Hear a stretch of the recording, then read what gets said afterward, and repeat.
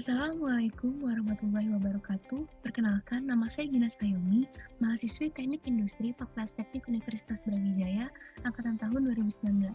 Di sini, saya akan mempresentasikan terkait sejarah sistem informasi dan salah satu software yang menunjang dari adanya perkembangan sistem informasi ini sebagai salah satu tugas mata kuliah analisis dan perancangan sistem dengan dosen pengampu yaitu Bapak Angga Akbar Fanani STMT. Berikut adalah gambaran bahasan yang akan saya presentasikan, yaitu yang pertama mengenai definisi sistem informasi, yang kedua mengenai sejarah sistem informasi, dan yang ketiga mengenai software dari pemanfaatan sistem informasi. Jadi, pertama-tama saya akan menjelaskan terkait pengertian sistem informasi. Sistem informasi adalah kumpulan komponen yang saling bekerja untuk mengumpulkan, memproses, menyimpan, dan menyebarkan informasi untuk membantu dalam pengambilan keputusan, koordinasi, pengendalian, analisis, dan visualisasi dalam organisasi.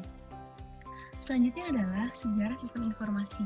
Saya akan membagi bahasan periode perkembangan sistem informasi menjadi seperti yang ada di layar. Yang pertama adalah dari tahun 1950 hingga awal tahun 1960.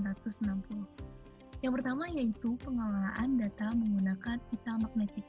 Pita magnetik adalah media penyimpanan menggunakan medan magnet dengan sistem pembacaan data secara sequential access storage service untuk merekam atau menyimpan informasi. Pita magnetik ini berawal dari pembuatan media rekam pada saat Perang Dunia Kedua. Pita magnetik memiliki kelebihan dan kekurangan seperti yang ada di sini. Yang kedua yaitu kartu berlubang atau punch card. Kartu berlubang atau punch card digunakan untuk memasukkan atau input data ke komputer dan biasanya terdiri dari 80 sampai 96 kolom. Sebelum data dimasukkan ke komputer, terlebih dahulu akan diterima oleh sebuah mesin untuk melubangi kartu. Berdasarkan lubang-lubang yang ada, maka digit demi digit setiap karakter data akan dibaca dan diterima oleh CPU guna keperluan proses. Selanjutnya, pada periode dari akhir tahun 1960-an sampai tahun 1970-an. Pertama adalah hard disk. Hard disk pertama yang diciptakan adalah hard disk pada tahun 1956 yang memiliki berat 500 kg dan hanya menawarkan kapasitas sebesar 5 MB. Media penyimpanan seperti ini membutuhkan sebuah kompresor udara bertekanan tinggi. Hard disk ini biasanya disewakan kepada perusahaan-perusahaan untuk jangka waktu tertentu dengan biaya penyewaan $50.000 per bulan. Selanjutnya adalah open hard disk yang diperkenalkan pada tahun 1962. Ketebalan hard disk ini mencapai 4 inci dan berat 4,5 kg. Kemudian pada tahun 1979, hard disk Winchester pertama kali diperkenalkan untuk industri. Hard disk ini masih sangat berat dan mahal, harganya sekitar €1.000 per MB. Kemudian pada tahun 1980, Seagate meluncurkan hard disk 5,25 inci pertama ke pasaran yang bernama ST506 yang memiliki kapasitas 6 MB dan kecepatan 3.600 RPM. Selanjutnya adalah model database hierarki yang mulai sudah banyak dipergunakan. Model database hierarki ini pertama kali dipublikasikan pada tahun 1992. Model ini merupakan model tertua dan paling sederhana dari model database lainnya. Model database hierarki disebut juga model pohon, karena hubungan antar simpul digambarkan seperti struktur pohon. Model database hierarki memiliki kelebihan dan kekurangan seperti yang ada di sini. Selanjutnya adalah rational data model. Awal terciptanya model relasi data pada tahun 1970 oleh Ted Koch. Prinsip dasar dari model relasi dalam menggunakan database yaitu yang pertama, domain. Domain merupakan kumpulan nilai-nilai data yang mungkin untuk suatu atribut dan bersifat atomik. Yang kedua adalah atribut, yaitu merupakan kolom dari suatu relasi yang mempunyai nama. Atribut-atribut pada suatu relasi tidak harus tersusun secara khusus. Yang ketiga adalah tuple. Tuple merupakan suatu baris dari suatu relasi. Dan yang terakhir, yang keempat, yaitu relasi. Relasi merupakan sebuah tabel dengan kolom-kolom dan baris-baris. Relasi digunakan untuk menyimpan informasi mengenai objek-objek yang dipresentasikan dalam sebuah basis data. Relasi ini digambarkan dalam bentuk tabel 2 dimensi. Selanjutnya adalah sistem basis data paralel dan terdistribusi. Database terdistribusi adalah kumpulan data yang dipergunakan bersama-sama dan memiliki hubungan logis fisik tersebar di jaringan komputer. Sistem database paralel dapat mengeksploitasi paralelisme dalam pengelolaan data agar dapat memberikan kinerja tinggi sehingga dapat mendukung database yang sangat besar dan dengan beban yang sangat tinggi. Dan sistem database paralel secara alami bergantung pada teknik basis data terdistribusi. Selanjutnya adalah basis data object oriented.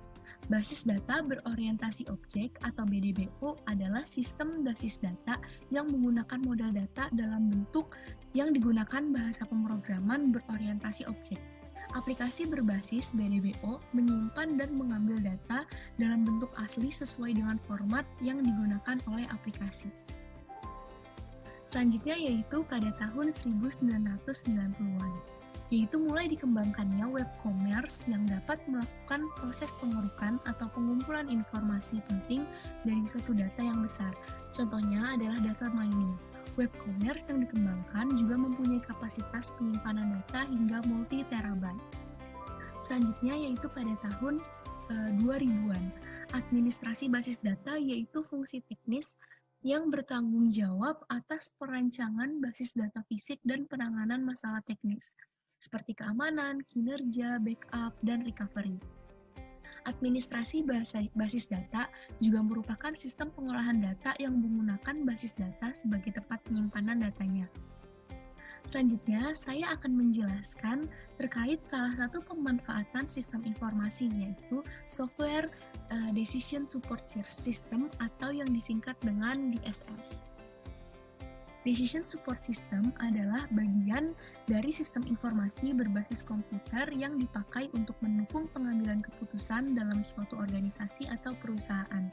DSS sebenarnya merupakan implementasi dari teori-teori pengambilan keputusan yang telah diperkenalkan oleh ilmu-ilmu seperti Operation Research atau penelitian operasional dan Management Science. DSS ini dapat dikatakan sebagai sistem komputer yang mengolah data menjadi informasi untuk mengambil keputusan dari masalah semi-terstruktur yang spesifik.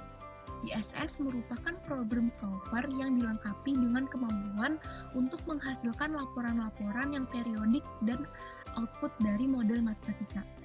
Model matematika dan kecerdasan buatan memungkinkan suatu sistem dapat mengambil keputusannya dan menentukan alternatif-alternatif solusi. DSS ini tersusun atas 4 komponen. Yang pertama yaitu database, yaitu kumpulan data yang tersusun secara terstruktur dan dalam format elektronik yang mudah diolah oleh program komputer. Yang kedua adalah model base. Model base merupakan kumpulan pengetahuan yang sudah diterjemahkan dalam bahasa yang dapat dipahami oleh komputer. Kemudian yang ketiga adalah software system. Software system merupakan program utama dalam DSS yang mengendalikan keseluruhan sistem. Dan yang terakhir, yang keempat adalah user interface. User interface adalah tampilan program komputer. Sekian presentasi dari saya mengenai sejarah sistem informasi dan salah satu software dari adanya perkembangan sistem informasi. Semoga bermanfaat dan mohon maaf apabila ada kesalahan kata dan pengucapan. Terima kasih. Wassalamualaikum warahmatullahi wabarakatuh.